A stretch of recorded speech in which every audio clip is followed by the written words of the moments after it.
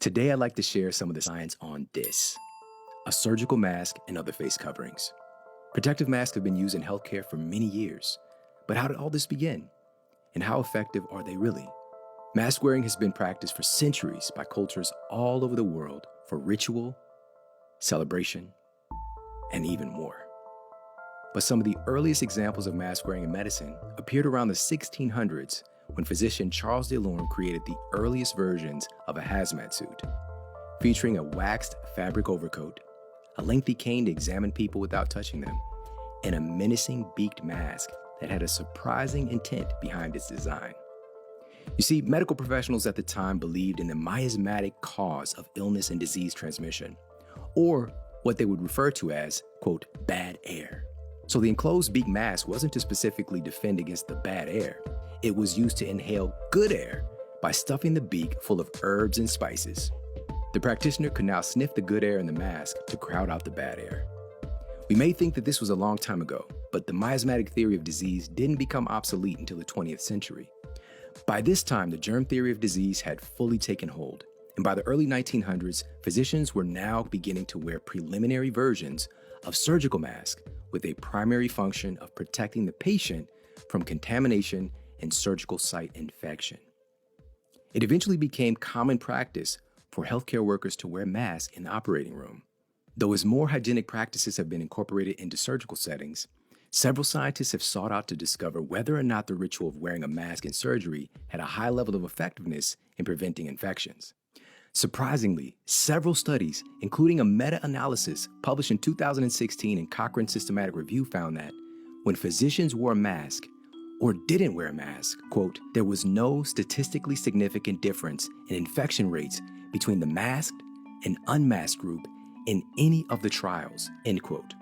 Even over 100 years after the inception of the face mask in surgery, the researchers noted that at best, quote, it is unclear whether wearing surgical face masks result in any harm or benefit to the patient undergoing clean surgery, end quote. Other studies published in the Journal of Hospital Infections and more have also concluded that the use of surgical masks in surgery are obsolete and unnecessary. Researchers at the Center for Infectious Disease Research and Policy summarized it by stating that, quote, clinical trials in the surgery theater have found no difference in wound infection rates with and without surgical masks. Despite these findings, it has been difficult for surgeons to give up a long-standing practice, end quote. Surgical masks were developed to be used in surgery, yet have been found to be ineffective in their purpose to reduce rates of infection. But surgical masks have recently taken on a new role and are now being touted for their use in helping to reduce the spread of communicable infections within the general population. So let's take a look at how well surgical masks and other face coverings do in the presence of viruses, bacteria, and other pathogens. It appears to be obvious that blocking one's mouth and nose would prevent the spread of bacteria, viruses, and other microbes. Yet, these microscopic entities don't operate on the obvious. In fact, they operate in a way that defies surface-level logic altogether. In reality, the actual size and capability of a bacteria and viruses just might shock you. Using the size of a human hair as a comparison, a single strand of hair is about 80 micrometers in thickness. To get to the size of a single bacteria cell, you have to divide the size of a hair by 40. A single bacteria cell is just 2 micrometers or 1/40th the width of a hair. Now here's where it gets really uncanny. A virus particle is too small to be measured in micrometers. It's measured in nanometers. And at the size of about 17 to 140 nanometers, you can actually fit hundreds or even thousands of viruses into a single bacteria cell. These pathogens are inordinately small, and the protective pore size of conventional cloth and surgical masks are gigantic compared to viruses. Virus particles could slip through as easily as flies going through a chain link fence. But the potential benefit of a mask is that viruses travel from our bodies via aerosols and droplets. Whether you are talking, shouting, sneezing, coughing, or simply breathing, you are continuously emitting aerosols and droplets into the air. Think about how you can sometimes see your breath on a cold day. The change in humidity allows you to better see what's often invisible, but always happening. These tiny, sometimes invisible droplets contain an array of bacteria cells and viruses, and droplets typically measure between 5 and 10 micrometers in diameter. This is large enough to get caught by the filtering action of a conventional mask when you cough or exhale. And those that escape your mask would theoretically fall to the floor because of their density. But the strange thing is that almost all droplets will evaporate before hitting the ground and free the virus particles within them to remain in the air longer, meaning that they can transmit disease through the airborne route for anyone who walks into them. Aerosols are what form when smaller droplets evaporate faster than they can fall to the ground. They play by different rules and can enable viruses to remain in the air for several minutes or even up to a couple of hours, according to the CDC. The purpose of face masks is advocated to keep your microbes contained and protect other people from you. According to the United States FDA, if worn properly, a surgical mask is meant to help block large particle droplets that may contain germs, keeping it from reaching your mouth and nose. But while a surgical mask may be effective in blocking large particle droplets, a face mask, by design, does not filter or block very small particles in the air that may be transmitted by coughs, sneezes, or certain medical procedures. Surgical masks also do not provide complete protection from germs and other contaminants because of the loose fit between the surface of the mask and your face. So even though some of the larger particles can be trapped in the mask and reduce forward projection, with a special type of imaging technique, we can now see that when someone breathes, talks, sneezes, or coughs into a mask, the forward disbursement of aerosols and droplets is reduced. And instead, the microbes are dispersed above the mask, below the mask, out the sides, and even through the mask itself, based on the material of the mask and how tightly it's sealed. There is a range of protection from makeshift cloth mask to medical mask, but this disbursement of virus particles is still occurring. And this is what most people are not being educated about. It's the fact that when we breathe, talk, cough, or sneeze into a mask, we are all still spreading millions of virus particles and bacteria into our environment. And all it takes is just one virus particle to infect someone and set off a cascade of infectious disease. Again, viruses can remain in the air for a couple of minutes or even a couple of hours. And data cited in the New England Journal of Medicine noted that aerosols from infected persons may pose an inhalation threat even at considerable distances, and especially in enclosed spaces, particularly if there's poor ventilation. So how does this data regarding masks and the behavior of viruses play out in the real world? Well, a randomized peer-reviewed study published in the BMJ looked at the efficacy of masks to prevent viral infection in hospital healthcare workers in 15 different hospitals. The participants were randomized into 3 groups. One group wore medical masks at all time on their work shift. A second group wore cloth masks at all time on their shift. And a third group, the control group, was allowed general practice, which included occasionally wearing a mask or not wearing a mask at all. Here's what the study found. A percentage of healthcare workers in all groups contracted infections, but the participants wearing cloth masks had significantly higher rates of infections than the participants wearing surgical masks. In fact, healthcare workers wearing cloth masks were 13 times more likely to experience viral-type infections than those wearing medical masks. Now, here's what's even more shocking about the study. Not only were the rates of infections higher in the cloth mask-wearing group than the medical mask group, the rates of infection in the cloth mask group were significantly higher than the people in the control group who were allowed to occasionally wear a mask or not even wear a mask at all. Please listen to that again. This real-world setting, peer-reviewed study found that you are more likely to contract a viral infection by excessively wearing a cloth mask than not strictly wearing a mask or wearing no mask at all. This is not to say that a mask cannot be helpful in acute situations, but being advised to wear a cloth face mask could be outright dangerous. The researchers found that the penetration of cloth masks by particles was almost 97%, and medical masks about 44%. The medical masks didn't do particularly well, but the performance of the cloth masks were absolutely horrendous.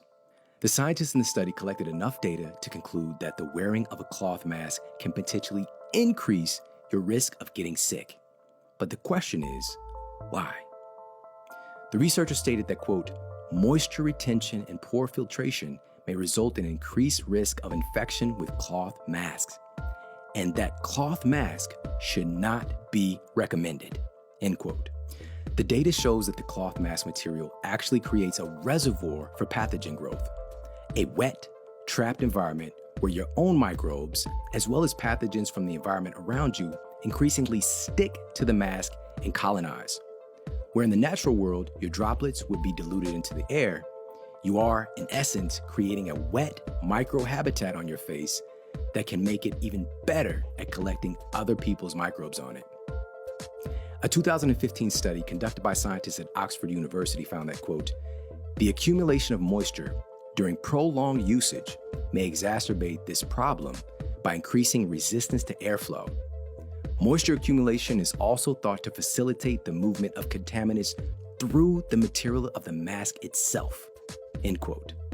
Unfortunately, public health officials have repeatedly endorsed cloth masks to the public, and these recommendations have led to an explosion in companies creating and selling cloth face masks. It may have been well-intentioned, but it was not based on valid science. Now, what may be even more unanticipated is that these effects are seen in other types of masks too. In fact, the study from Oxford revealing that moisture accumulation and airflow resistance can facilitate the movement of more microbes through the mask was actually done on surgical masks. And the data shows that the longer these and other types of masks are kept on, the more problems start to arise with their effectiveness.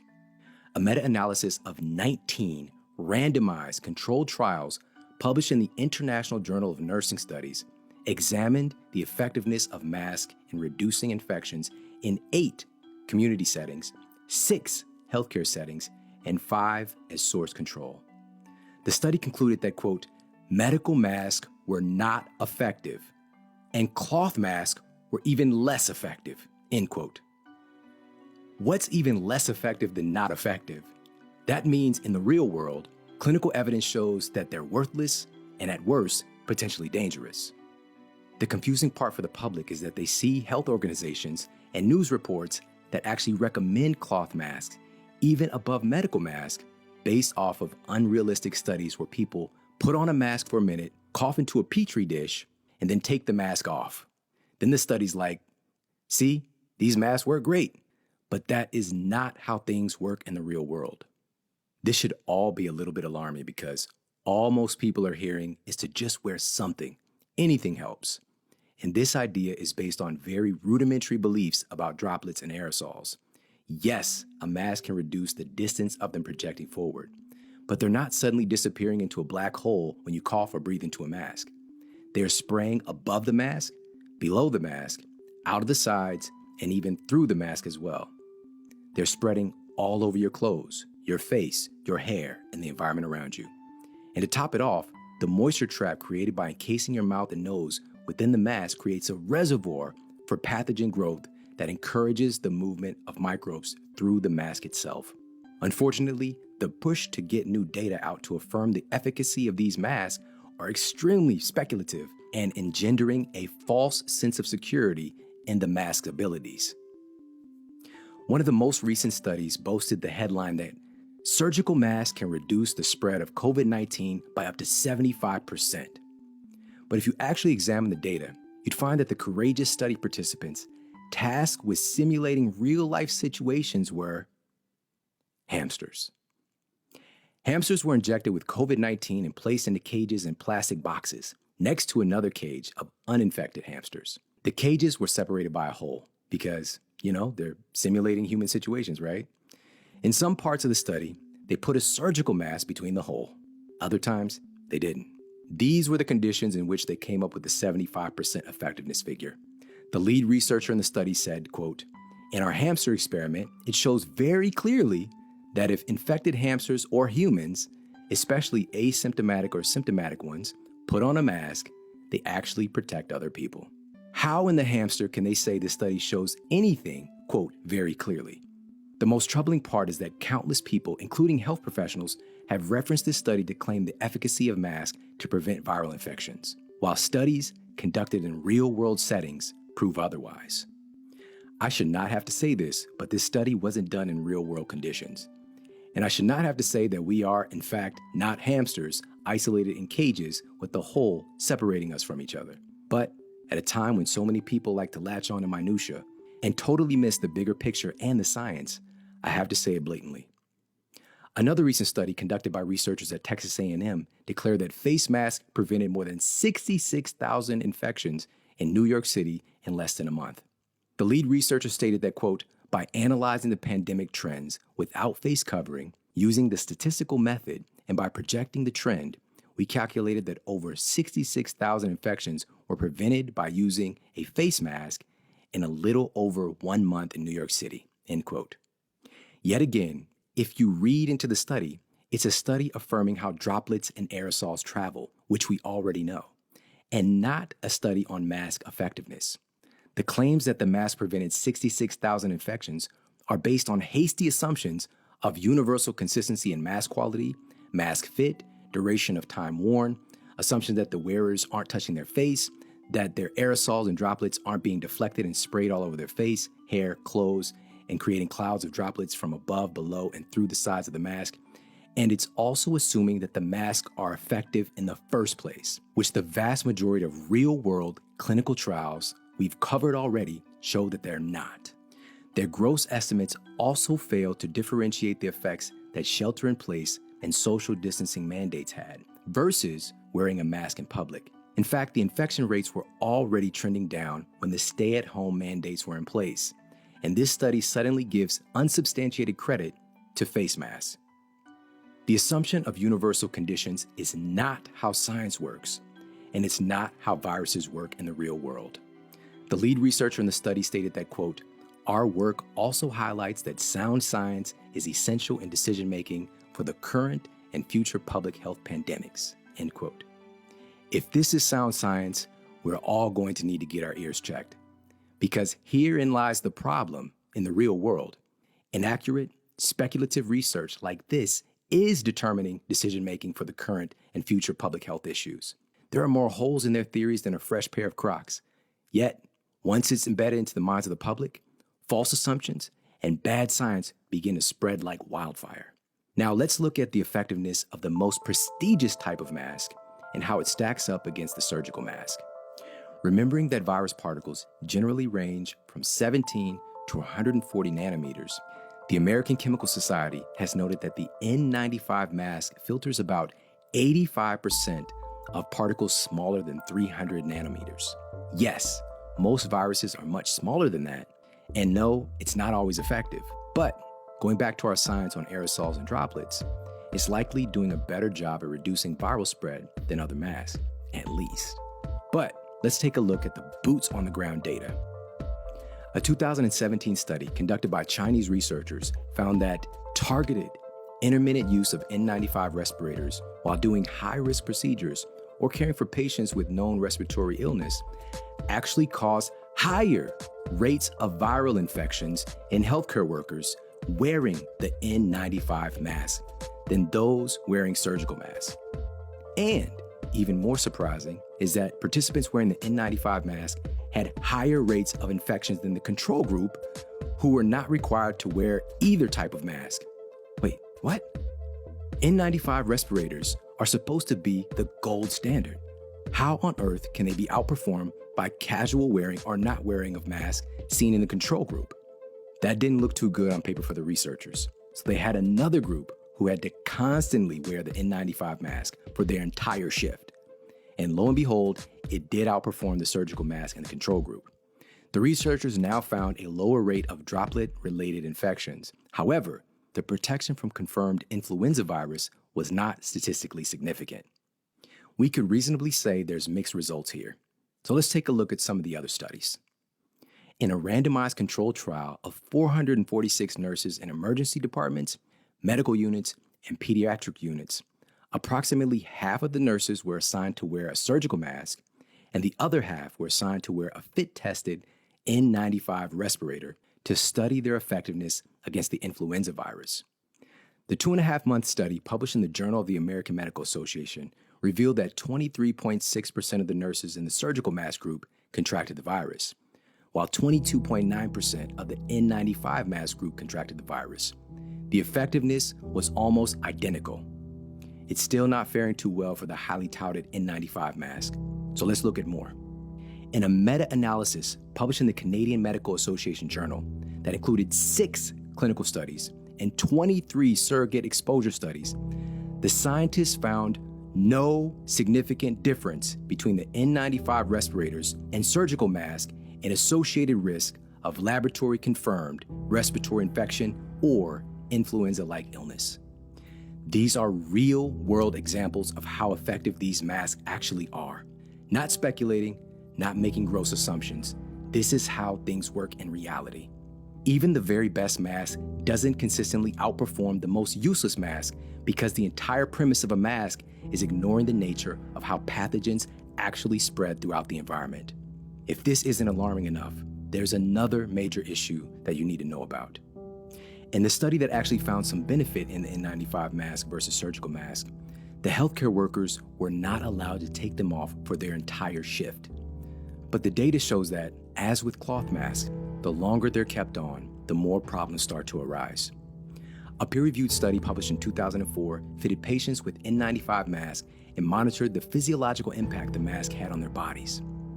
70% of the patients showed a significant reduction in partial pressure of oxygen. Partial pressure of oxygen reflects how well oxygen is able to move from the lungs to the blood, and it is usually altered by severe illness. But in this case, it's being reduced by suffocating one's face with a mask. It's dangerous and a major component of hypoxemic respiratory failure, and we can no longer overlook that this is happening. Being that the N95 mask comes with substantial risk, researchers decided to look at the respiratory consequences of the N95 mask on pregnant expecting mothers. The controlled clinical study, published in the journal Antimicrobial Resistance and Infection Control, recruited pregnant healthcare workers to wear N95 masks while doing just low-intensity activity, and the results were shocking. Wearing the N95 mask reduced their normal value of air displaced by inhalation and exhalation by 23%. The volume of gas inhaled or exhaled, specifically from their lungs each minute, was reduced by 25.8%. Their volume of overall oxygen consumption was reduced by 13.8%, and the ability to expire carbon dioxide was reduced by 17.7%. You may think that these effects were due to wearing the mask for an extended amount of time, but they were engaged in low-intensity activity for just 15 minutes. The only reason this was discovered is because someone saw pregnant mothers covering their breathing pathways with a mask and asked whether this practice could be dangerous for the mother and the baby. But the truth is, this danger is occurring for all of us when we cover our breathing pathways. But someone had to have the courage to ask the question. Unfortunately, there are websites that claim to, quote, debunk that wearing a mask could cause oxygen deficiency. Even sites run by major health organizations. But their fact-checking seems to be scarce and even negligent in actually reviewing the facts. The data has been out there all along, right at our fingertips if we care to look at it, if our public health officials care to look at it, if our politicians care to look at it. But it seems that the ability to analyze and respect scientific data has been replaced by bandwagoning and agendas that in no way serve the public, except to immerse them in more fear, encourage agoraphobia, and instill a false sense of security in something that is not only proven to be ineffective, but is actually outright dangerous to our health. Another thing that's said to be, quote, debunked is that wearing a mask will cause carbon dioxide rebreathing. Yet, a peer-reviewed study published in the journal Anesthesia revealed that within just 20 minutes of wearing a mask, the mean end-tidal carbon dioxide levels jumped up 13%. The researchers reported that, quote, the rise in end-tidal carbon dioxide is due to rebreathing of expired gas that is trapped in the respirator. They also noted that, quote, levels of end-tidal carbon dioxide have also been shown to significantly impair cognitive and psychomotor performance, end quote. This means that in the real-world setting, you now become a greater risk to yourself and others. Another study published in the journal Ergonomics found that even at low work rates, wearing the mask contributed to significantly higher levels of CO2 rebreathing, with notable side effects such as fatigue, dizziness, headaches, and muscular weakness. And just focusing on one of those side effects being headaches, when mandated to wear N95 masks, a peer-reviewed study published in 2006 found that almost 40% of healthcare workers developed face mask-associated headaches. It's critical for us to realize that these reduced levels of oxygen can damage our lungs, your heart, and even damage your brain. And these dangerous effects aren't just seen in N95 masks either. Another peer-reviewed study published in 2008 reported surgical masks induced deoxygenation in physicians in surgery, while another study conducted by the CDC and published in the Annals of Work Exposure and Health revealed that by wearing a mask, the highly thermosensitive nature of the face and breathing pathways can be inhibited, leading to increased anxiety, elevated stress hormones, false suffocation alarm in the central nervous system, and panic attacks. What's clear is that within minutes of putting on a mask, dangerous effects begin to set in, whether you realize it consciously or not. And the longer masks are worn, the more devastating their effects can be. What's particularly alarming is that many schools are beginning to mandate children to wear masks for hours a day in order to be accepted back into the classroom. Keeping in mind that the benefits of masks are largely disproven and superficial, why on earth would we allow a society in which we put our children in harm's way by restricting their breathing for hours a day just to be able to get an education? The very heart of science is having the capacity to check your emotions and biases at the door and look at the data objectively. Not just the data that supports your belief, and especially not the data that has been emotionalized and politicized. I understand that the clinical evidence demonstrated here is not going to fit within the trending narrative. And with so much energy invested into making mask usage appear to be effective and ethical, many health professionals, public figures, and politicians will find it difficult to admit that they made a mistake and finally shift the conversation to actually getting our citizens healthier in clinically proven ways. But that's okay. It doesn't make the science any less real. And that's the thing about science. It doesn't care what you believe. Unfortunately, you can't believe your way into making masks more effective than they are. And you can't believe your way into masks not being utterly destructive to the health of ourselves and our children. And this isn't just a physical health issue. This is a mental health issue as well. What does seeing someone in a mask represent in our minds? A new study published in the Journal of Neuroscience affirmed how the brain immediately seeks out facial data to determine how trustworthy someone is and, accordingly, how safe or threatened you should feel. The researchers noted that our brains are specialized for recognizing faces. We identify each other by our faces and make instantaneous judgments about people. A person's face provides a wealth of information. Within seconds of seeing a face, we immediately know much about a person, including their gender, age, ethnicity, level of physical abilities, cues of sickness and disease, emotional state, and more. This data enables us to make informed decisions on how we should interact or not interact with a person. So why are masks so concerning for our mental health? It's because suddenly this innate human instinct to assess someone's face is shut off. In psychology, it has to do with the fear of the unknown. For most of us, seeing someone in a mask is associated with danger. We're talking about hundreds of thousands of years of evolution being suppressed. To our brains, if someone is approaching you and you cannot see their face, they pose an immediate threat. You can consciously try to tell yourself they're not a threat, but we can't take evolution and easily turn it off. Not being able to recognize who's behind the mask and what their intentions are is an automatic trigger for our sympathetic fight or flight nervous system. Now suddenly we're unable to do one of the things that makes us human. And many people are being driven into doing this indefinitely, not based on science, but based on fear. In developing children, this is an absolutely critical time for them to be able to see and read the faces of their peers as part of their mental and social development. Researchers have already noted a rise in childhood mental health issues resulting from the social lockdown, and noted that, quote, the full toll of COVID-19 on children's mental health won't be known for years, end quote. It's up to us to help put an end to these problems because, as of now, data published in the Canadian Medical Association Journal has already demonstrated massive increases in childhood stress disorders and depression caused by such dramatic changes in their daily social interactions. Now, going back to how simply seeing someone in a mask activates our fight or flight nervous system, This dangerous issue is further compounded by the act of covering our own faces as well. A study published in the International Archives of Occupational and Environmental Health found that there is a microclimate created within the mask that causes high breathing resistance, making it difficult for test subjects to breathe and take in sufficient oxygen. This shortage of oxygen hyperstimulates the sympathetic fight-or-flight nervous system. Another mask-related health problem that fact-checking reports have presumably, quote, debunked is that wearing a mask doesn't negatively affect your immune system. But, yet again, these reports fail to look at the facts regarding very basic human physiology. Scientists at the University of Edinburgh found that immune cells become overactive when oxygen levels are deranged, and they respond excessively to infection in a harmful way.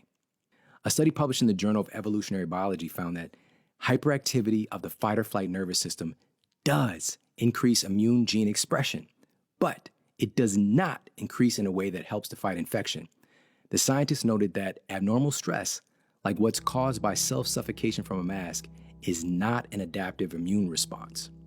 A short burst of inhibited breathing will have a nominal impact on your immune system, but the longer a mask is obstructing your breathing, the more abnormal levels of stress hormones are produced, and the more this activity becomes immunosuppressive, according to a study published in Integrative and Comparative Biology.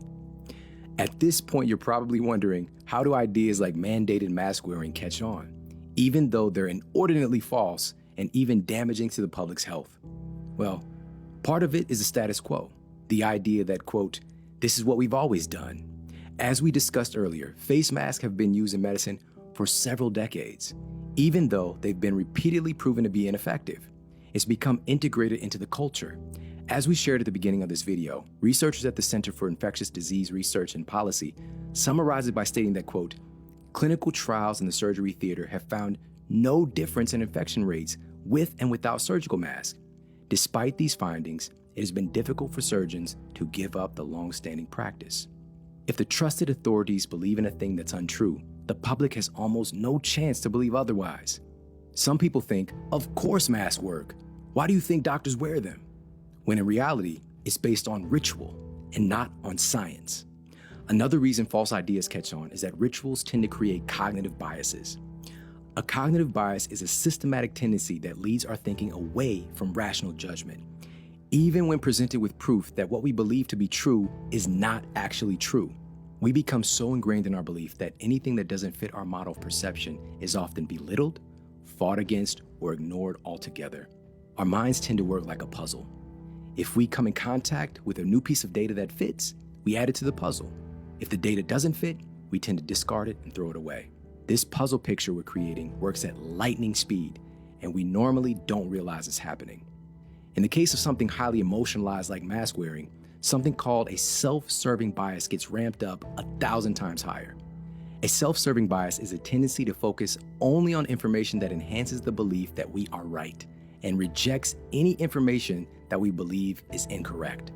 If a very smart person develops a self-serving bias for something that's not true, they can become world-class at teaching and defending something that's not true. Our minds are always looking for things to affirm that we are right. So we actually have to proactively fight against this tendency because it can lead to dangerous selective perception and make our minds miss all of the contradicting information that can be incredibly valuable for us. In order to see all of the data and come to a more accurate conclusion, I have to come into the research knowing that I have a cognitive bias and proactively look for data that proves me wrong. It's not always a comfortable thing to do, but it's necessary to have a well thought out, rational judgment. Especially in times of high emotion, it's more important than ever to develop this skill. If you're willing to be wrong, you'll be able to learn things that are outside of your biases. This will help you to make more effective decisions based on logic and not on fear. Another reason false ideas catch on is that cognitive biases are contagious. The need to fit in and be accepted is a basic human instinct. According to an analysis in Frontiers in Psychology, the social aspects of the human brain are always working to negotiate and navigate social environments. And when you're placed into a social construct, whether you were born into it or you buy into it, it creates the foundation for a groupthink to occur. Groupthink is a psychological phenomenon that manifests within a group of people where the desire for harmony or conformity in the group results in irrational or dysfunctional decision making. Right or wrong, you catch the belief from the group and it deeply infects your thinking. The groupthink becomes the unconscious driving force, and ideas to support the groupthink are spread. For example, even though the data shows that wearing a mask is ineffective and even dangerous, catchphrases like, "It's an act of love," "It's just a small sacrifice," "It's not about you," and "Stop being selfish" are spread to affirm the belief of the group. It doesn't matter that it's irrational. The cognitive bias of the group makes it incredibly difficult to think otherwise. And it's not that statements like these are made with malintent. In fact, they can be made with great empathy and a desire to help the cause. But when the beliefs are born out of a self-destructive cognitive bias, it can easily take on a life of its own and breed irrational behavior. Again, this happens with very intelligent people all the time. Just take a look at researchers at Harvard University, for example. They recently published a report recommending that you should probably be wearing a mask to protect yourself during sexual situations right now. These researchers aren't just being strangely freaky. They really believe that they are helping the cause. And guess what? That advice is going to lead countless people to wear protection downstairs and upstairs as well. Not based on logic, but based on the influence of the groupthink. And with the spreading of irrational ideas, there's an additional phenomenon that occurs today more than ever. With the groupthink extending to celebrities and influencers, the power of celebrity politics is even more intrusive today. Celebrity politics is the act of a prominent person using their fame as a platform to influence others on ideology. Whether that ideology is wrong or not, other people tend to be more influenced by celebrities because narratives often persuade more than factual data. So when your favorite celebrity issues a mask challenge to encourage more celebrities and the public to wear their masks, it creates a tidal wave of bandwagoning behavior. One celebrity posted, quote, "We know wearing a mask can make it hard for you to breathe, but it's more about protection than comfort," end quote. But not being able to breathe normally is not an issue of comfort. The discomfort of covering your face is your body telling you that this is wrong and dangerous. But cognitive biases, groupthink, and celebrity politics can kick your logic right out of the window. There are other reasons why false ideas catch on that have to do with ulterior motives, fear, passivity, and more. Even many health professionals with good intentions have already accepted the prevailing beliefs regarding viruses and the effectiveness of masks, and their unconscious cognitive biases have them only looking for evidence to support their belief. It takes a huge amount of courage to look at the evidence that proves you're wrong, especially when you've publicly shown your belief in the wrong thing. It takes a huge amount of courage to say, you know what? I didn't do my due diligence and examine the data. I didn't look at all sides of this. I was wrong. I'm sorry. Now, let's talk about how we can make this right. We may think we've come a long way since the theory of miasmatic illnesses or bad air being the cause of disease. Yet today, millions of people are being told a very archaic belief that you must suffocate yourself in order to save yourself. The science clearly disproves the effectiveness of masks, especially for the general population. And by now you might be wondering, what else is being misrepresented or ignored in the messaging to the public? And what can we actually do to protect ourselves and our families? So let's shift gears for a moment and talk about what really works to protect the health and well-being of our citizens based on real clinical evidence. Now, what I'm about to share might be a little bit staggering, but there are massive pandemics every single year that most people don't know about. For example, the World Health Organization reported that upwards of 650,000 people die every single year from a specific infectious virus. And it's not the coronavirus, it's influenza. The same influenza that most of us see is not a big issue. The same influenza virus that conventional medicine keeps making drugs for. Up to 650,000 people's lives are lost from it, not just in a single year, but every year. And that's only counting the deaths related to the respiratory effects of influenza, and not even including the deaths from influenza-related seizures, organ failure, and more, which would add tens of thousands of more deaths on top of that. Thousands of people who take the supposed flu prevention drugs every single year still die. And the truth is, conventional medicine hasn't remotely figured this thing out. There's something that's been around killing millions of people for decades. Why on earth would we logically believe that COVID-19 will be any different? That in a few years we'll have a drug to protect us? A cognitive bias might tell us that it's different because the flu is tricky. It mutates. It keeps mutating every year. But peer-reviewed data in the journal Cell stated that COVID-19 has already mutated repeatedly, and it will continue to do so because that's what viruses do. That's how science works. But we still keep taking illogical approaches instead of paying attention to the data staring right in our faces. Do you want to know the connecting factor between the majority of people who succumb to influenza and the people who succumb to COVID-19? The vast majority of people who experience severe symptoms or even pass away from either of these infectious diseases have one or more pre-existing chronic illnesses. Some of the most recent data we have shows that nearly 90% of the patients who passed away with COVID-19 in New York City had at least one pre-existing chronic disease. This means their pre-existing disease and COVID are comorbidities. A comorbidity means that there are multiple illnesses that may be the cause of or strongly related to the cause of death. A study published in the Journal of the American Medical Association analyzed the data of COVID-19 patients in New York City and uncovered that the most common comorbidities were hypertension, diabetes, and obesity. Even though politicians and the sensationalized media make people believe that this virus is indiscriminately taking people's lives, the truth is that approximately 9 out of 10 people who pass away with COVID-19 already had a chronic disease that pre-subjected them to an abnormal immune response. Why does this not raise a huge alarm for us? Effective science doesn't look at this data and say, we just need to put superficial masks on people with chronic illnesses and wait for a couple of years to give them a drug that will save them. No, effective science says, clearly the most susceptible people are those with chronic illnesses. Let's actually help them to improve or even eliminate those chronic illnesses. Let's get to work right now to get our citizens healthier. Obesity, heart disease, and type 2 diabetes are the leading issues that make our citizens more susceptible to a viral infection. Fixing these things and truly helping people with facts and not fear brings up another inconvenient truth that was recently published in the Journal of the American Medical Association. A 2018 peer-reviewed study found that poor diets are the #1 cause of poor health in the United States. Most of our country's chronic diseases are preventable and even reversible. The data shows that our food is the biggest issue, and this is something that we can fix. Do you really want to know why America was hit so hard by COVID-19? America is arguably the sickest and most vulnerable industrialized nation in the world.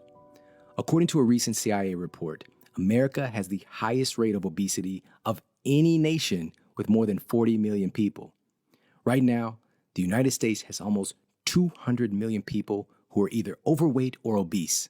And we have almost 125 million people who have lifestyle-related diabetes or prediabetes. We can't keep pretending this underlying problem doesn't exist. And we can't keep on pretending that this is something we can't fix. Instead of addressing what's truly our greatest health epidemic, the thing that takes millions of lives prematurely every year, and the thing that makes our citizens more susceptible to all of the infectious diseases that go around and will continue to go around, instead of finally addressing these issues with intelligence, people deflect and use other cognitive biases. Well, we can't just get people healthier overnight, and we definitely can't improve their immune system overnight. Yet again, the data shows that this belief is unequivocally untrue. You absolutely can improve someone's immune function that quickly, and you can absolutely demolish their immune function just as fast. If we look at the immune response of the millions of people who contracted COVID-19 and had mild symptoms or no symptoms at all, it wasn't a mask or magic drug that did the job. It was their immune system. It simply did the job that it's evolved to do. Our immune system has an array of very dynamic, highly intelligent weapons at its disposal, including cytotoxic T cells, interferons, B cells, and more. But what's of special significance against the coronavirus are our NK cells, also known as our natural killer cells. Our natural killer cells are so effective at killing coronavirus-infected cells that many pharmaceutical companies are scrambling to create vaccines that specifically manipulate your NK cells as a cure for COVID-19. In fact, the FDA has already cleared an experimental drug for natural killer cell-based COVID-19 therapy. But as usual, our conventional system that allows millions of people to die from preventable illnesses every year is looking at things through the lens of disease and pharmacology and not through the lens of what actually makes people healthy. We can improve the performance and production of natural killer cells in people who are susceptible starting now. We don't have to wait. However, the conflict of interest is that it's generally free and accessible for everyone to do. A study conducted at Appalachian State University found that simply going for a short walk boosts immune parameters, most notably for your natural killer cell blood counts. And data published in the journal Psychoneuroendocrinology found that sleep deprivation directly reduces the production and performance of your natural killer cells. Getting good sleep is more important than ever right now, but how many times have you seen anyone on major media tell you that? Yet another study, this one published in the peer-reviewed journal Stress and Health, found a significant correlation between the capacity of individuals to cope with daily life stress and their NK cell activity. Folks who don't cope well with stress have significantly lower natural killer cell activity. How has most people's stress management been through this experience? You already know the answer to that. And of course it's been terrible. All we've been fed when we look at major media and social media are reports reaffirming that there's nothing you can do about this, but suffocate yourself with a mask and hide out in your home. The truth is, you need to look at the basic laws of physiology more than ever right now. Your immune system needs oxygen to thrive. Yet for those who even have the courage to go outside in the open air, they're wrapping their faces in material that obstruct their breathing, not because of science and logic, but because of fear. A study published in the BMJ demonstrated that the fear of COVID-19 transmission in an open-air environment is illogical. You are almost 19 times less likely to contract the virus outside than by staying indoors. Scientists at the International Laboratory for Air Quality and Health at Queensland University of Technology stated that, quote, "Outdoors is safe, and there is certainly no cloud of virus-laden droplets hanging around. Firstly, any infectious droplets exhaled outside would be quickly diluted in outdoor air, so their concentrations would quickly become insignificant.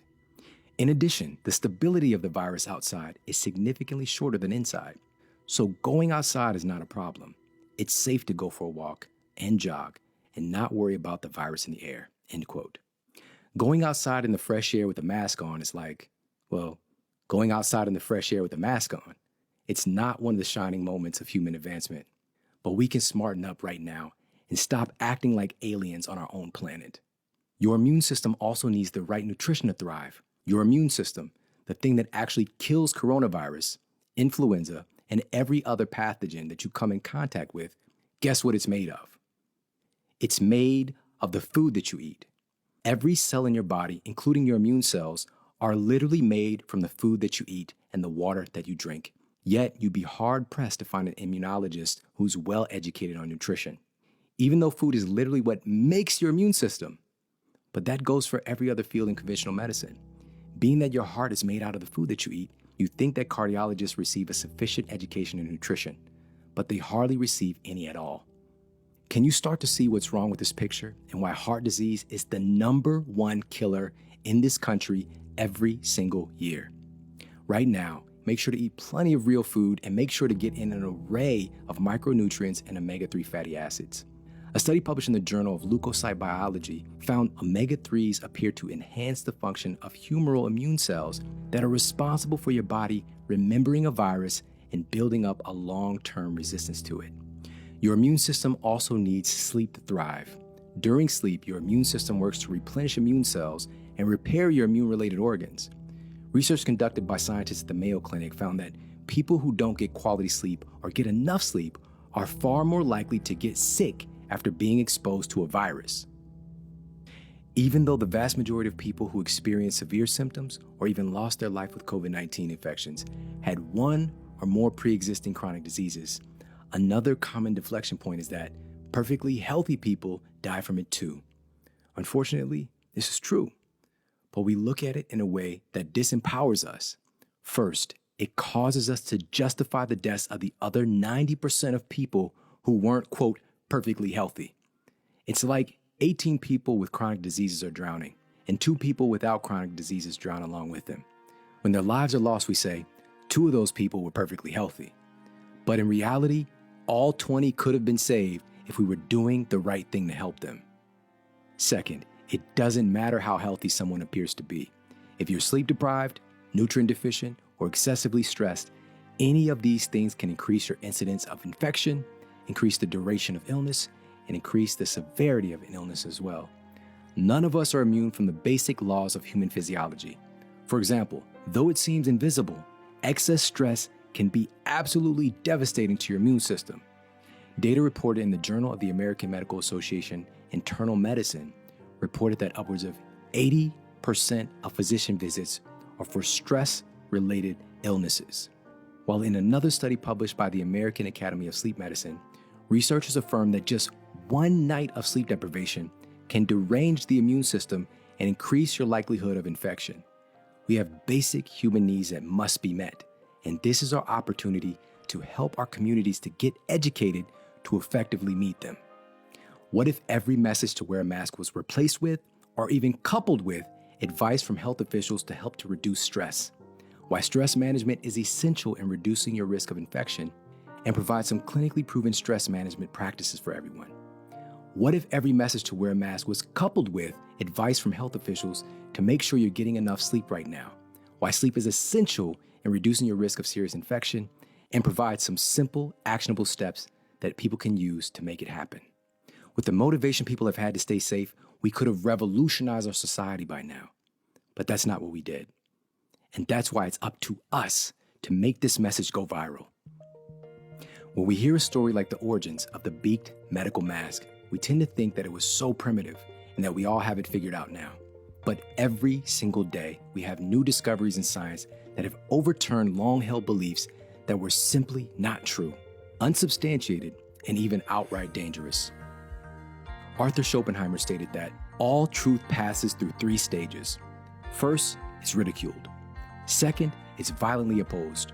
Third, it is accepted as being self-evident. We need to transition through these phases quickly right now because millions of lives depend on it. Our children's lives depend on it, and our future depends on it. The next infectious disease is right around the corner, and the next one after that. Despite rapid advancements in medical science, our immune system is still the main weapon against infections. And if we don't fix the culture that's damaging our immune system, we'll continue to lose lives unnecessarily. The beauty of science is to be able to ask questions, to think from multiple perspectives, and to come to well thought out conclusions for ourselves. It's time to put facts over fear and to help our families and our communities to get healthier. We can no longer allow ourselves to be divided. We can no longer allow ourselves to abandon reason in the face of uncertainty. And we can no longer allow ourselves to abandon our humanity in the face of fear. It's time to implement real solutions for our citizens. And it's time to change our world for the better.